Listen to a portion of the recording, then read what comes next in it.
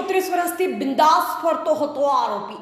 Navsari local crime branch પોલીસે છે Gujarat Rajasthan border પર હાથ લંબાવી દબોચ્યો। કહેવત છે ને કે ગુનેગાર ગમે તેવો ગુનો કરીને ભાગી જાય પણ કાયદાના હાથ એટલા લાંબા હોય છે કે આરોપીને ગમે ત્યાંથી ઝડપી લે છે। આવી જ કંઈક ઘટના નવસારીથી સામે આવી છે।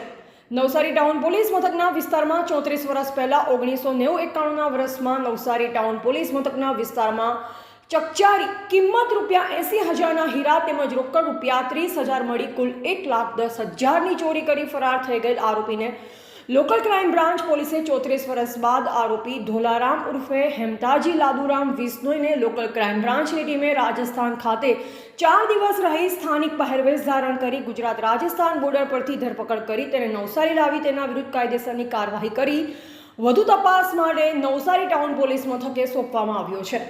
ટીવી18 ન્યૂઝ નેટવર્ક સાથે રિપોર્ટર રસીદ બાણા, નવસારી।